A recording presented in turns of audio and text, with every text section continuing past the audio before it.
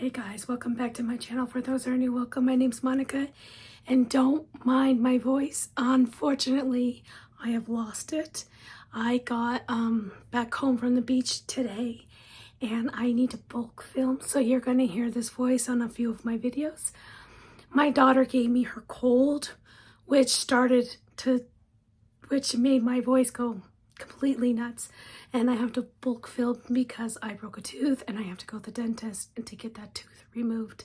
So I want to make sure that I have enough content for the next couple of weeks, because I don't know how well my mouth is going to feel, and obviously this is the least of my concerns if I have to lose a tooth. So that being said, I am here to talk about my monthly wrap-up for May. In the month of May, I read 29 books. One was not a romance, so I managed to read one that wasn't a romance, but it was a thriller with a romantic subplot by a romance author, so take that as you will. So in the month of May, I read 29 books, and I had 12 5-star reads. You don't know how great that makes me feel. Like, I feel like it was an even split, but mostly I've had 4.5 and 5-star reads in this month alone. I don't think I've ever had a reading month quite like this, and I was really happy about it. The star rating breakdown for my reading in May was 12 5-star reads, 4 4.5-star reads, 5 4-star reads, 2 3.5 reads, 3 3-star reads, and 4 rereads, which, I mean, you know me, I'm going to reread a book if I really want to reread a book. I love rereading. So for the format of my reading, 26 audiobooks, but 3 ebooks. I did not do any physical reading. I started one, I haven't finished it, so I can't count it in here. I started reading After Midnight by Teresa Medeiros over the weekend when I went to the beach. I actually had my nieces and nephews were still here, and we had to take them back home, and they live closer to the beach, so we spent a couple days on the beach, which was a lot of fun. For a genre breakdown, I had 1 non-romance thriller, 9 historical romances. I was one of the co-hosts of the Ever After Historical Romance Readathon. I will link my vlog down below. And yeah, that was a really good reading experience, and with that as well. But I also had 2 paranormal romances, 9 contemporary romances, and 8 romantic suspenses, and that's including Mafia, okay? Because I put Mafia on romantic suspense because it's generally listed under that. So I have a bunch of 5-star reads, and the first 5-star read I want to talk about is Choosing Theo. This is book 1 in the Corinthian series. This is an alien romance, and this was on my backlist for 2024.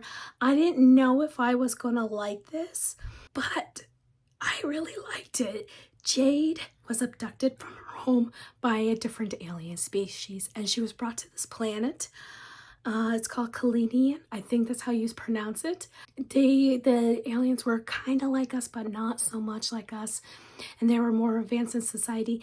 And in this society, men outnumber women by significant amounts. So women actually get to choose their husbands, their partners, and then they can end it and then go to another partner just to be able to produce more babies. And a female baby is worth more than a male baby in the society because of what happened. Like, anyway, Jade doesn't want to be here. She is a fighter. I love that she did not lay over and be like, okay, what am I going to do? She didn't like that she was going to have to pick a mate and that she will never be able to go back to Earth. But she decided to pick the one that she felt was the most attractive to her, and the one who had all the tattoos. But they weren't actually tattoos, they were scars. And she picked Theo. And Theo was like completely distrustful because he's been shunned for most of it, except for women who want to experience him in bed. They have an immediate bond, and they cannot deny this bond. And come to find out, they are actually fated mates, which is very rare. It was like the last time was 150 years ago. And so you have this whole new society, and she had to learn to manage the society and everything, and I loved it. It was way better than I thought it was. He was such a good hero. He was the epitome of touch her and I will kill you, and not in a mafia sort of way. It was such a good story, and I love that Jade did not take his crap or anybody else's crap. She did her thing. So yeah, that was a 5-star. Another one that I gave 5-star was Where We Belong by Ashley Munoz. This is book 2 in her MC Writers, Stone Rider series, I think. Yes. And I loved it. I gave that 5 stars. I actually was going in thinking that this might be the Not His Baby book, but it actually wasn't. This one was Killian, who's the new president, and Laura.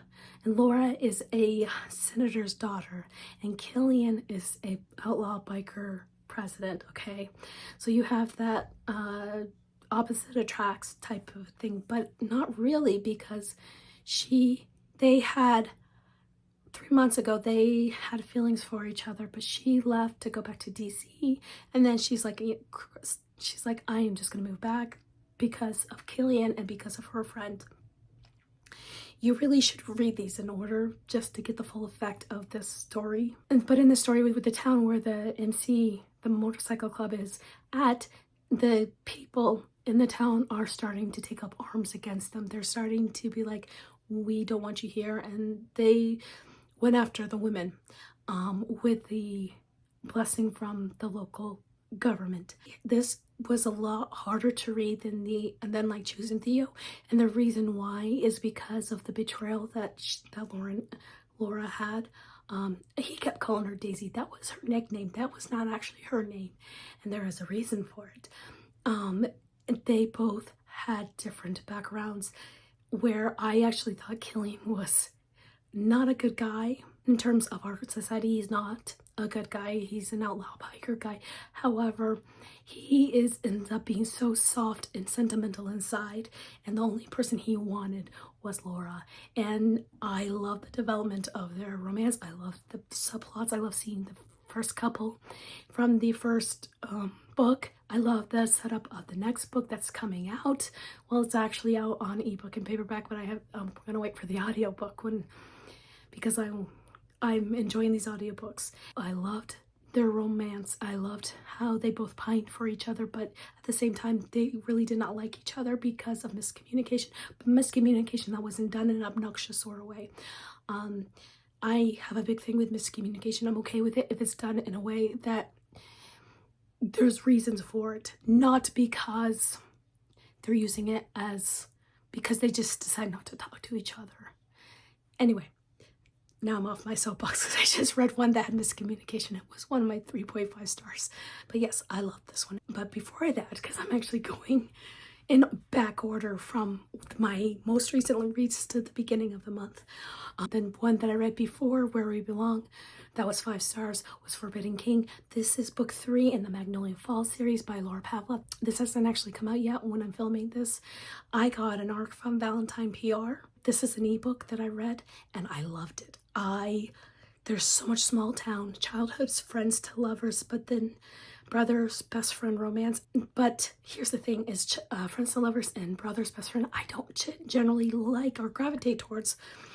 However, when it's done a certain way, it works so well for me, and this one did it this well. You have the found family feeling that was built upon, that was established in book 1, which was Love and Romeo, and carried through the second book. This is about Kingston and Skylar, and he called him King, and he called her Daisy. They would put daisies in different spots. There was all these little romantic moments in it, and there was a touch of forbiddenness because obviously they didn't want to upset her brother, because it's his best friend is his brother from another mother, if you think of it that way. I love that the side characters did not overshadow our main couple in the story like it did in book 2, But here's the thing is I really truly enjoyed that they used like beefcake as a word to say get me out of here, um, which was really kind of fun. I really enjoyed that. The characters grew in this. They had a lot of character development that they went through both separately and as a couple.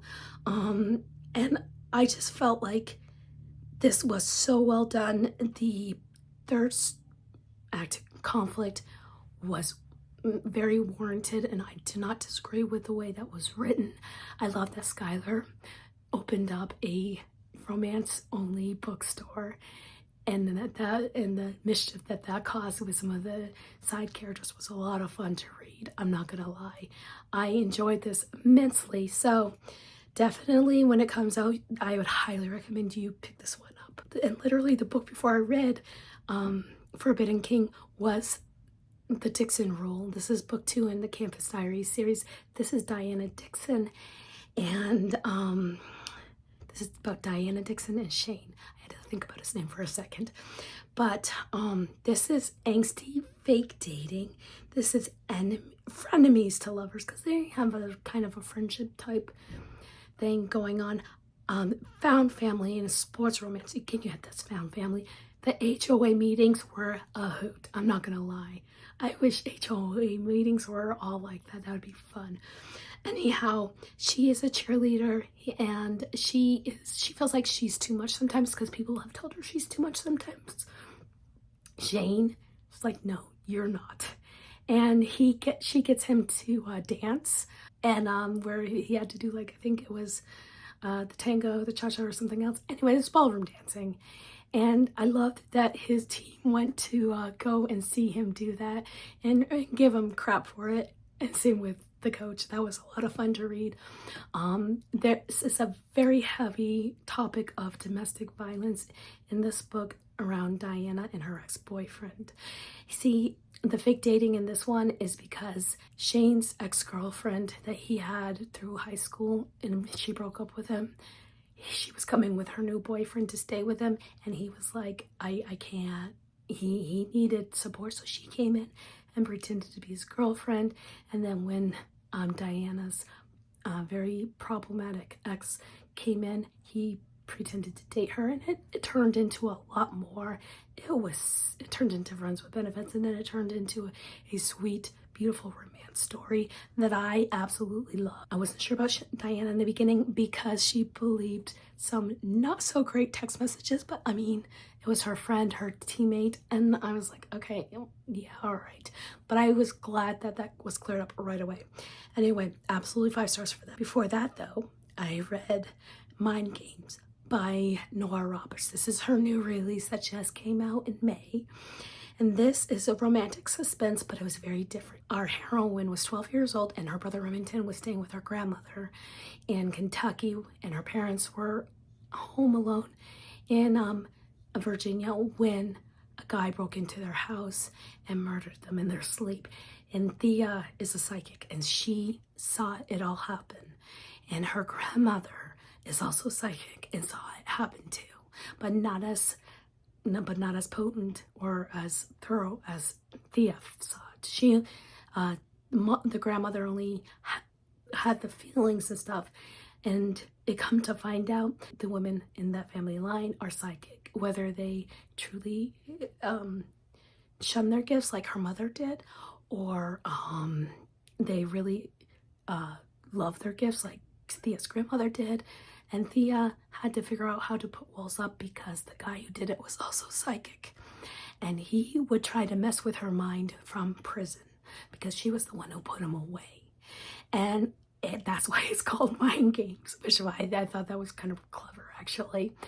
And I loved the character development of Thea's character.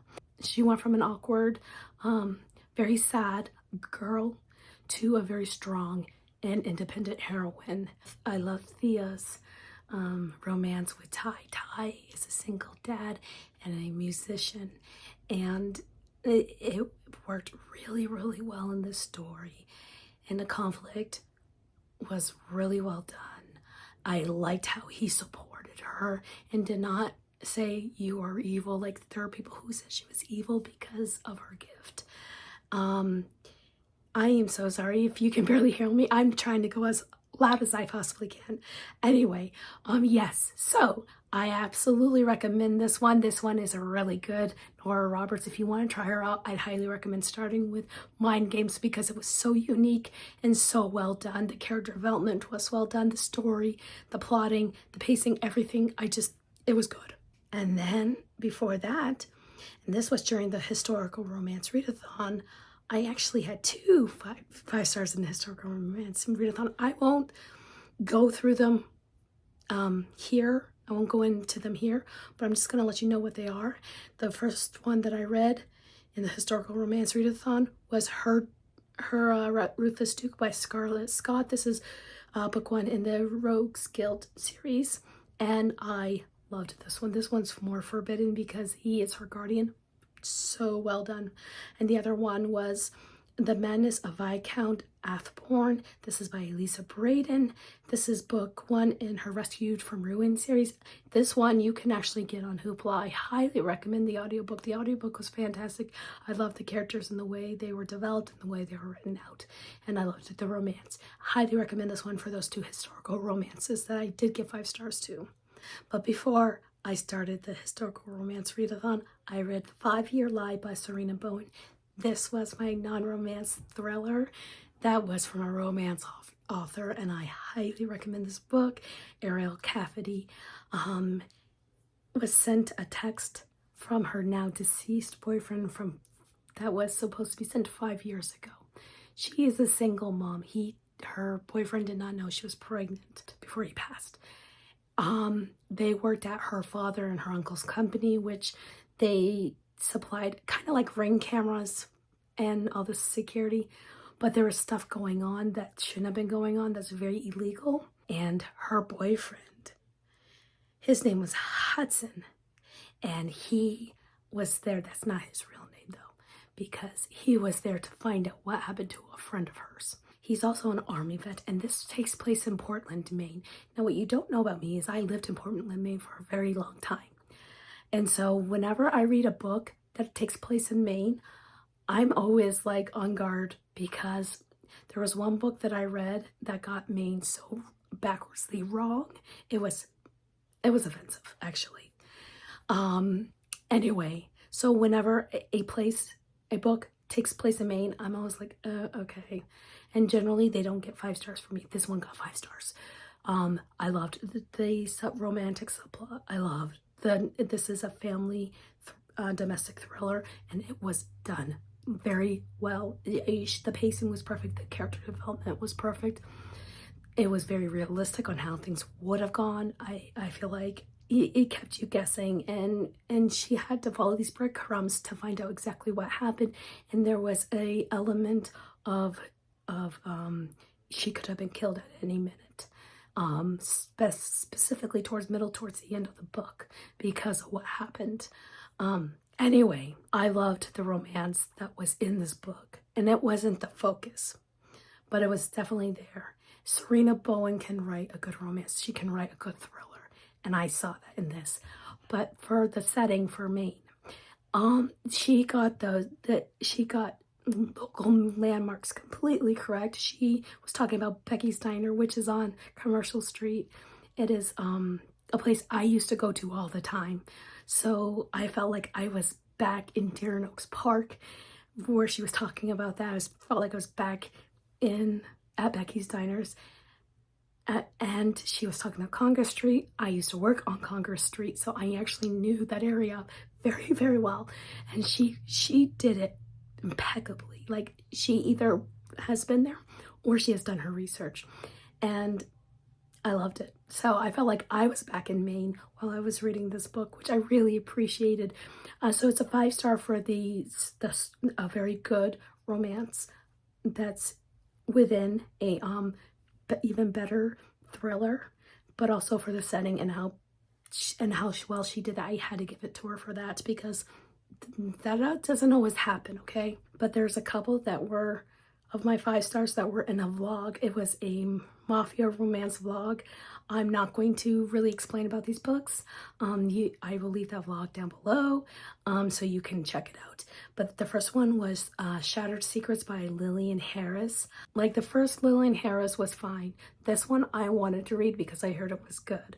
And I gave it 5 stars. I loved the development. I loved the conflict. I loved everything about this book. It was just done impeccably, in my opinion. Again, this is all my opinion. But I listened to the audiobook. The audiobook was done beautifully.